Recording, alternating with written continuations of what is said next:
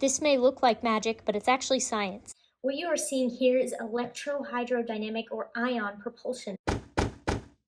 As you can see, there are two electrodes, a positive electrode that is thin and a negative electrode that is larger. When you look at a simple diagram of the electric field of these two electrodes, you can see that the electric field is more concentrated on the thin side. This allows for the positive electrode to strip electrons off of nearby air molecules. This idea has been used and adapted over the years, and in 2018, MIT built a small plane that was able to achieve sustained flight using ionic propulsion. With recent advancements like this, electric aviation can become a reality very soon. We can even take it one step further. This technology has the potential to help us explore the final frontier: space. Now, obviously, this traditional method of ion thrust cannot work for space because space doesn't have any air molecules, but NASA has been working on ion thrusters that are powered by xenon. The most efficient ion thruster in development is the Hall effect thruster. These thrusters are made up of a few key components: a discharge channel, an anode, and a hollow cathode. First voltage is applied to the thruster between the anode and the cathode.